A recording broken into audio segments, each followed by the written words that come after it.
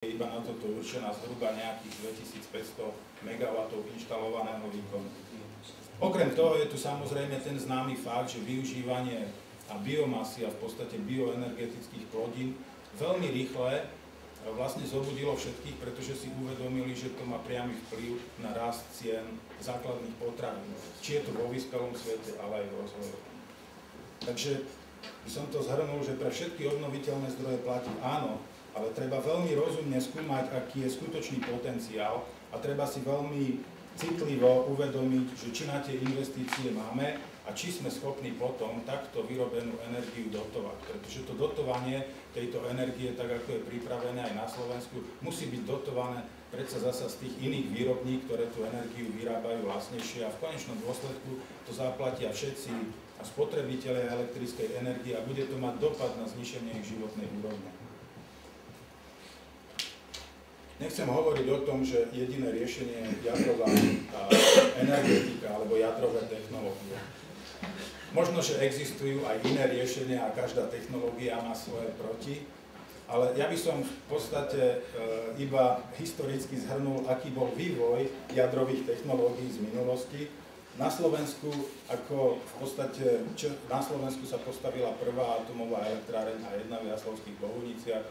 Základný kameň, myslím, v roku 1952 a za tých 50 rokov si Slovensko vybudovalo veľmi silnú pozíciu, ktorá bohužiaľ možno už v súčasnosti nie je silná, čo sa týka aj vývojových kapacít realizačných a odborníkov, ale v podstate v minulosti to bolo tak, že aj pracovníci z Českej republiky sa školili na jadrových elektrárnach na Slovensku. Takže v tom podhubí na Slovensku vzniklo veľa zaujímavých a kvalifikovaných ľudí a technológií, kde si myslím, že Slovensko má svoju pozíciu nielen teda v rámci Európskej únie, ale možno aj globálnejšie.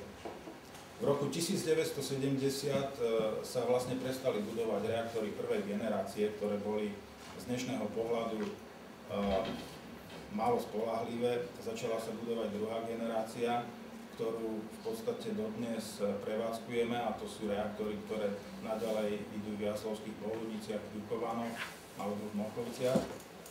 A na prelome tisícročí od roku 2000 sa začali budovať pokročilé reaktory EPR od rôznych výrobcov, ktoré už dosahujú veľmi vysoké pasívnu bezpečnosť pri prevádzke.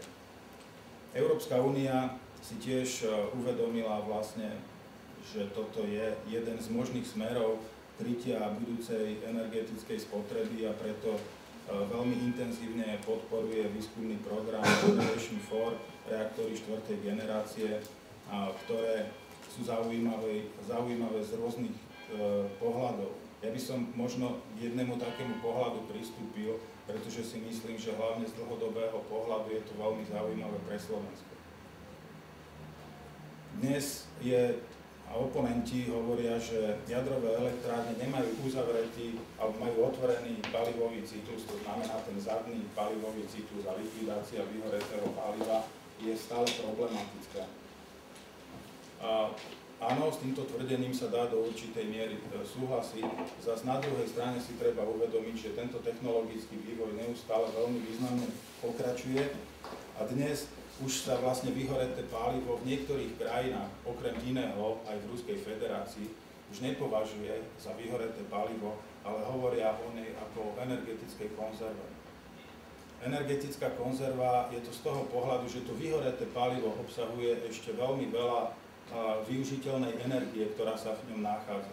Túto využiteľnú energiu dokážu využiť práve reaktory 4. generácie, ktoré sa predpokladá, že budú komerčne nasadené niekedy v roku 2035, možno niekedy v roku 2040, to sú zatiaľ odborné odhady. Zaujímavý výpočet je z toho pohľadu, že keby sme spočítali všetko vyhoreté palivo, ktoré na Slovensku máme, ktoré je uskladnené dnes v skladoch vyhoretého paliva a zobrali by sme ešte tú produkciu, ktorá do roku 2035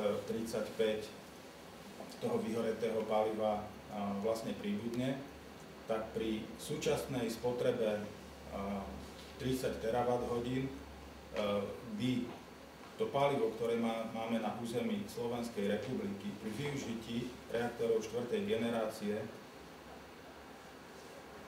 pokrie spotrebu na 1366 rokov od roku 2032.